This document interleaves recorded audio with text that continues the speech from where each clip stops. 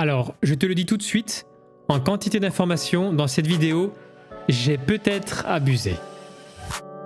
Triple menace, protection de balle, départ en dribble direct, croisé, entre les jambes, dans le dos, tir en fadeaway. Dans cette vidéo, je vais t'expliquer ou au moins te donner la logique pour que tu puisses faire tous les départs de dribble et tous les tirs réalisables depuis une position de triple menace dans le jeu NBA 2K. Il y aura des captures, des ralentis, du texte et ma voix pour expliquer cela le mieux possible. Et le bouton pause sera aussi ton ami. C'est loin d'être un tuto pour débutants, je prendrai le temps d'expliquer les bases, mais je vais régulièrement balancer quelques astuces pour joueurs initiés. Il y a tellement de commandes à la manette possible que ça serait trop long de tout te donner. Donc mon objectif c'est plutôt que tu comprennes comment est développé le jeu, afin que tu puisses faire à ton tour tous les mouvements possibles et imaginables.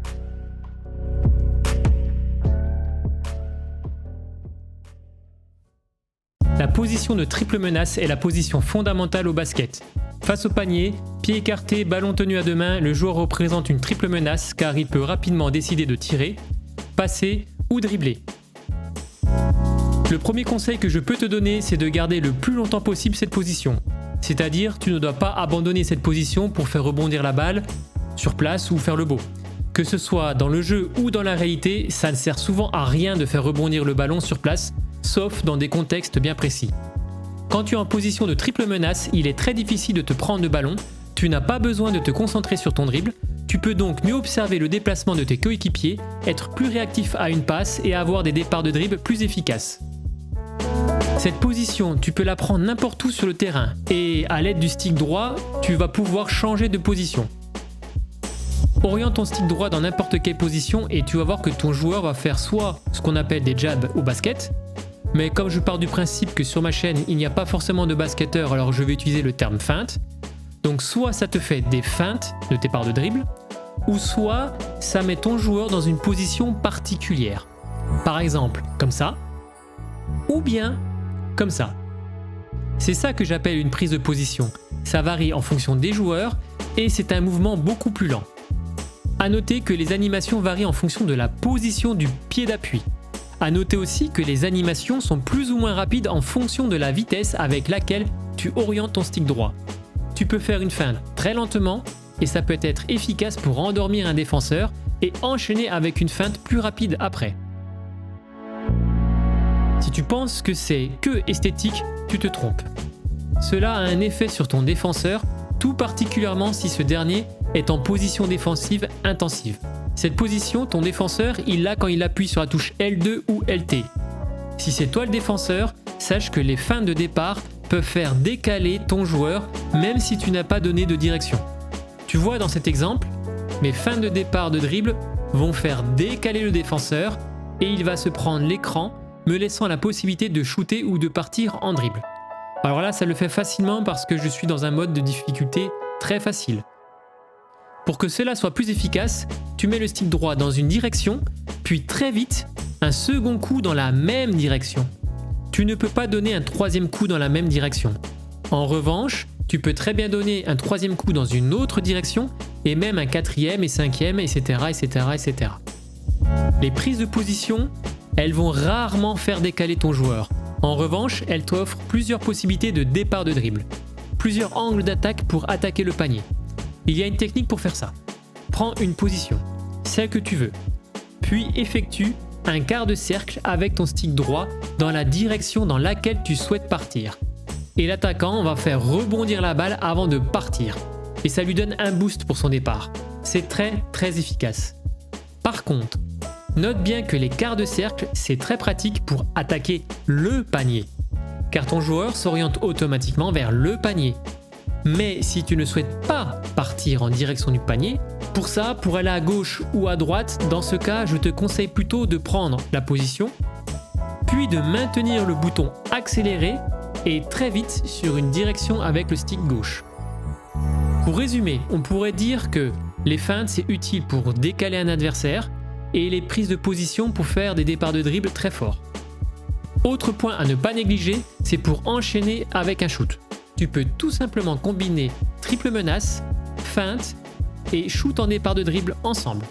Par exemple, dans cet extrait, je prends une position, je fais une feinte de tir Et pendant l'animation de la feinte de tir, j'oriente le stick gauche dans une direction et j'appuie en même temps sur le bouton de tir, ce qui permet à mon joueur de faire un départ de dribble puis d'enchaîner avec un tir.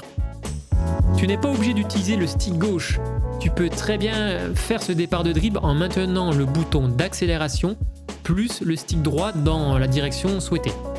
Amuse-toi d'essayer ça dans différentes positions. Non, je vais pas te laisser comme ça. En te disant d'essayer, tu vas te casser les dents car là je te parle de quelque chose de très bancal.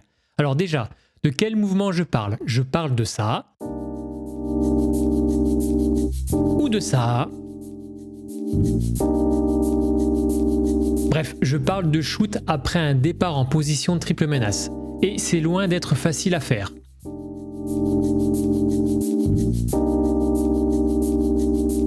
Alors comment ça fonctionne?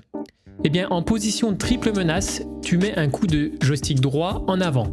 Puis pendant que le joueur fait sa feinte, tu mets le stick droit à droite tout en appuyant sur le bouton accélérer. Et ça va faire ce mouvement-là. Sauf que ça ne fonctionne pas toujours. Si toi tu essayes, ça va sûrement faire ça. Alors où est le problème? Beaucoup d'animations peuvent s'enclencher que lors d'un momentum. Un momentum, c'est un moment précis durant une animation précise.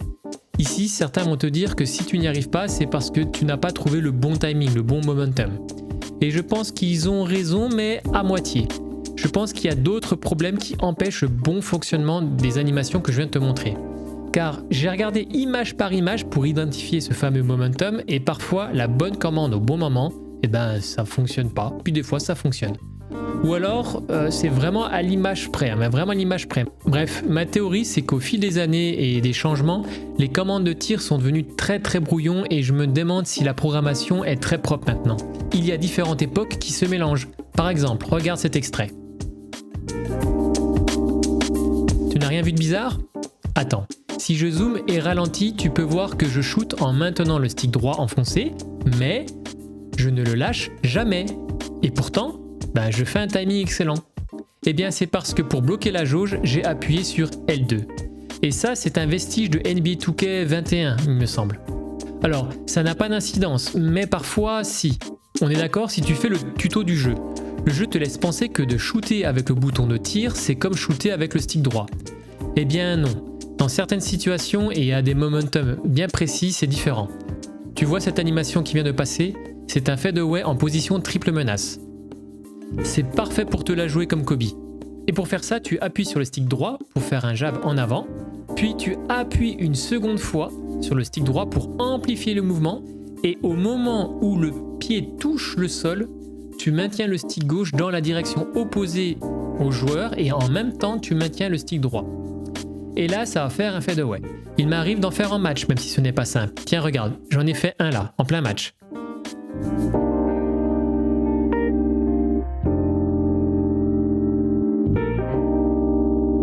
Eh bien, ça m'a suffi pour me dégager d'un fort pressing et de faire un shoot ouvert. Sache que cette astuce-là, elle est quand même un peu connue, mais celle que je vais te dire plus tard, je ne l'ai jamais vue nulle part. Alors reste bien jusqu'au bout, car pour bien la comprendre, j'ai encore plein de choses à te dire. Tu as d'autres variantes où tu fais par exemple une feinte en avant et tu appuies sur le bouton tir très rapidement.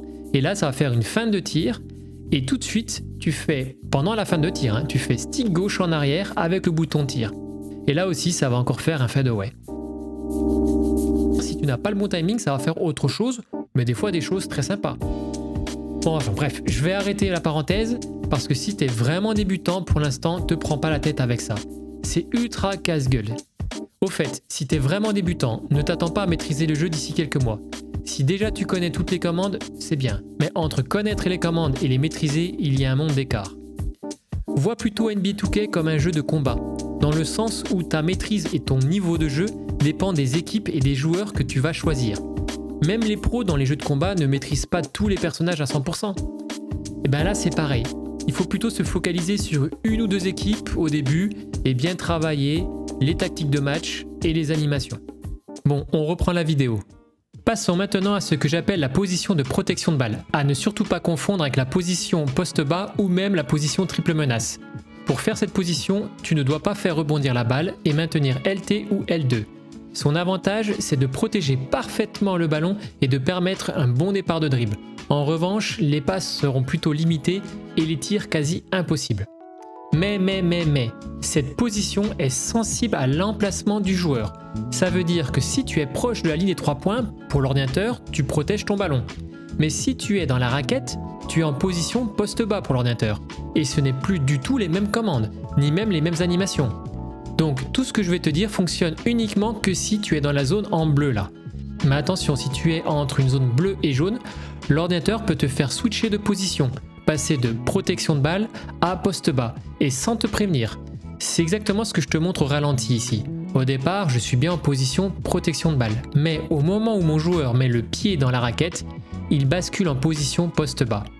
Oui, ces histoires de zone, certes, c'est inévitable, mais avec un peu d'imagination, je pense que les développeurs pourraient vraiment simplifier ça. Bref, tout ça pour te dire que dans la raquette, ça fonctionne autrement, mais bon, je n'ai pas le temps de tout expliquer, hein. J'ai autre chose à faire, hein, malheureusement. Alors, une fois que tu as bien compris tout ça, eh bien, c'est un peu comme ce qu'on a vu précédemment. Oriente ton stick dans différentes positions et tu vas voir ton joueur va faire soit des feintes, soit des prises de position. Mais, contrairement à la position triple menace, je sais, ça devient compliqué, ton joueur reprend toujours la même position. Il a une position initiale. Et ça, tu vois, ça me chagrinait, car avant, il me semblait que ce n'était pas le cas. Quand je prends cette position-là, c'est que tu vois à l'écran. Quand je mets mon pied de pivot derrière, c'est une position connue au basket. Et je devrais pouvoir la garder au moins pendant quelques secondes. Et là non, impossible.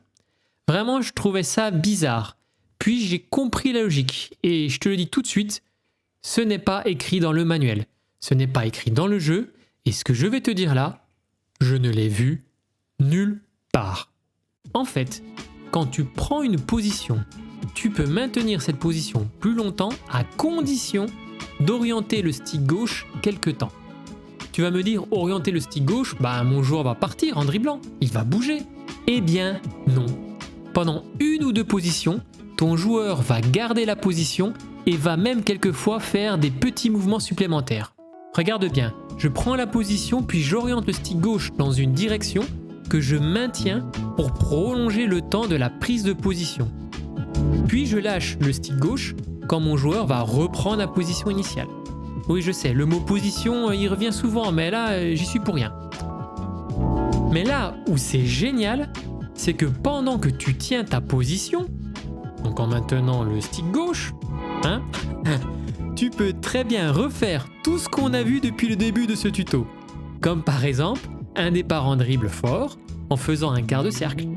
Tiens, regarde, je prends donc la position, je maintiens avec le stick gauche, je peux redonner un coup avec le stick droit pour faire une feinte, puis très vite, quart de cercle, et il part. Lors du montage de cette vidéo, je réalise que tu ne vas peut-être pas voir l'avantage d'une position de protection du ballon comparée à la position triple menace, si ça fait à peu près la même chose. En fait, c'est parce que j'ai oublié de te dire un truc important. Ta position triple menace, tu ne peux pas toujours la prendre. Si ton défenseur est plus grand ou plus costaud que ton joueur, eh bien ton joueur va automatiquement protéger son ballon et tu ne pourras plus prendre de position triple menace. Parfois même, tu ne pourras même plus bouger.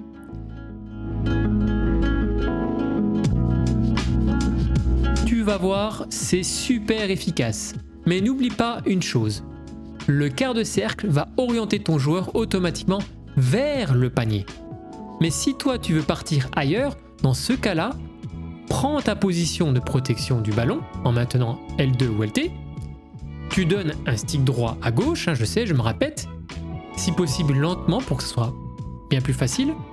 Puis là, tu maintiens ton stick gauche à gauche pour prolonger la position et là, tu n'as plus qu'à appuyer sur le bouton d'accélération pour que ton joueur parte rapidement à gauche. Quand tu as pris le coup, c'est génial de faire ça. Je mets une petite mention quand tu es dans une position où tu caches le ballon au défenseur. Là, tu as deux avantages. Le premier, c'est que tu peux partir soit à gauche, soit à droite, très rapidement. avec un quart de cercle. Le second avantage, c'est que ton joueur prendra plus d'angles pour attaquer le cercle. Et donc tu pourras plus facilement contourner l'adversaire.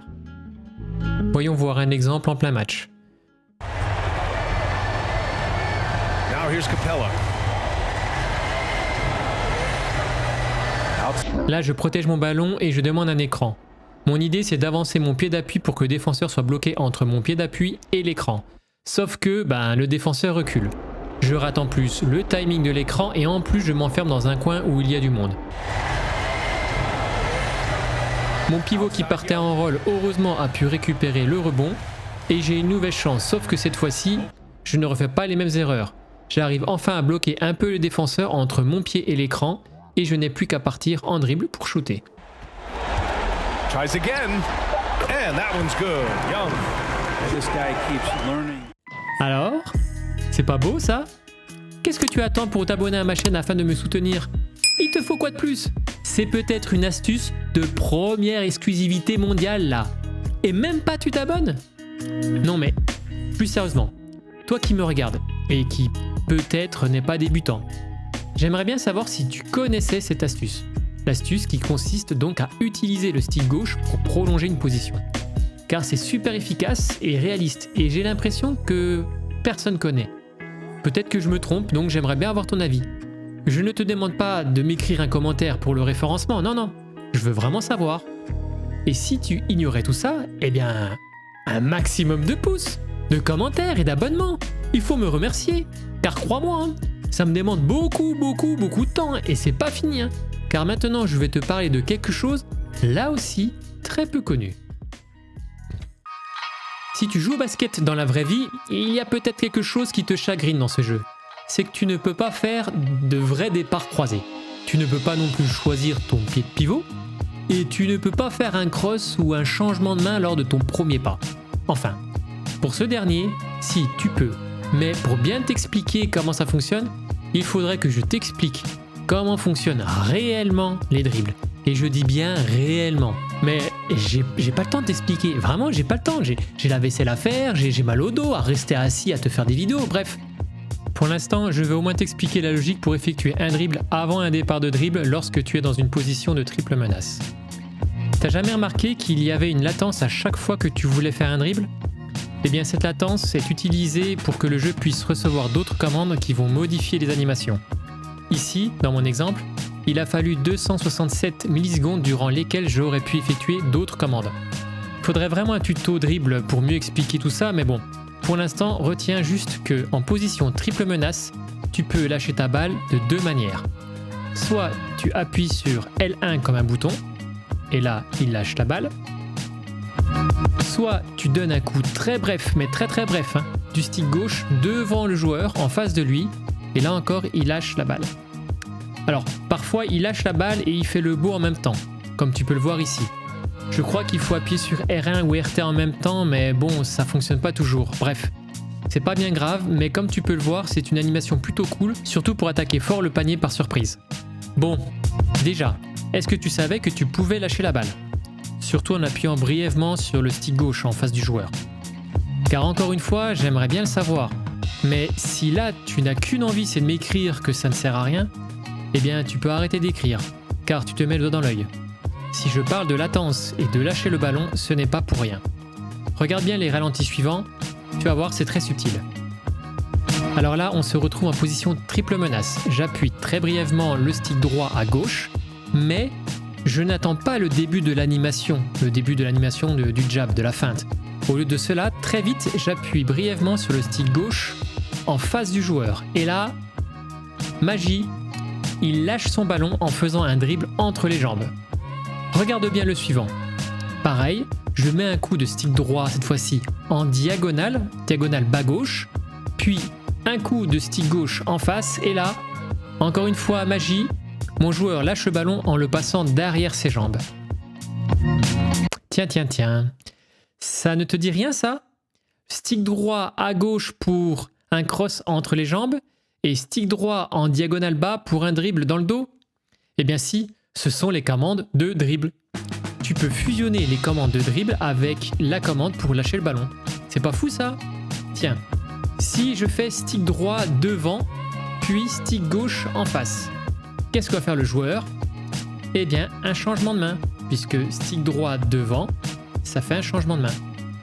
Peut-être que tu le sais déjà ou pas, mais sache que tu peux bénéficier d'un boost lors d'un changement de main en coupant l'animation avec le bouton d'accélération quand tu fais un dribble. Eh bien, tu peux le faire avec un départ en position triple menace. Comment faire donc? Stick droit devant pour enregistrer ton envie de faire un cross, puis stick gauche en face pour lâcher le ballon, et très vite, là on met le stick gauche plus le bouton accéléré pour un départ de dribble rapide. Allez, je remets un ralenti pour que ce soit bien clair.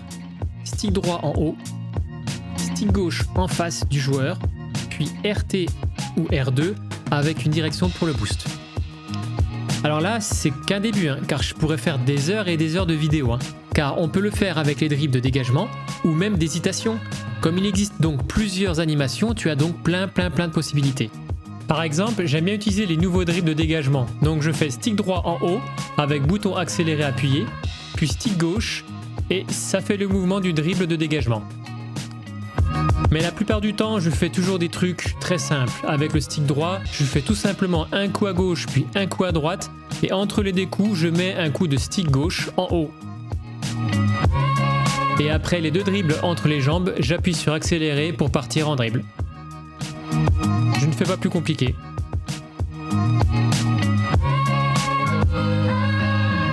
Et comme je le fais souvent, je peux te montrer plusieurs exemples.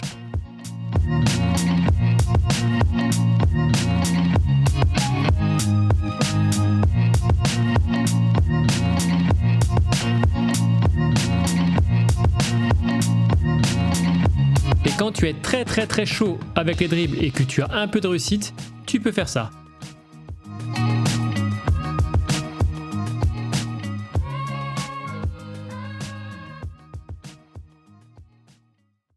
C'est pas beau ça? C'est pas du génie de la part des développeurs? C'est pour ça que j'ai fait cette chaîne YouTube, car je veux te montrer ça. Je veux valoriser les jeux bien conçus. Chaque année, mon plaisir c'est de découvrir les nouvelles commandes de manette qui permettent de se rapprocher de la réalité. Je ne dis pas que ce qu'ils font c'est parfait, loin de là, mais avec ma chaîne, je veux valoriser les efforts faits pour créer du réalisme. Car c'est ça la raison d'être des jeux de sport. Au-delà d'être un produit lucratif, l'objectif c'est d'essayer de se rapprocher de la réalité. Je sais que certains en doutent. Mais si ce n'est pas le cas, il n'y a plus de prestige. Cela génère même de l'ennui. Et l'ennui, c'est un peu ce qui se passe depuis quelques années. Surtout dans les jeux de foot, avec un système de jeu de cartes et de tirage au sort payant. Comment être émerveillé par ça? Et c'est pour ça que je fais cette chaîne. C'est pour faire la promotion de la simulation dans les jeux de sport. Et tu sais, concernant NBA 2K, une bonne partie des développeurs sont aussi axés sur la simulation. Et ils sont vraiment fous de basket. Mais vraiment.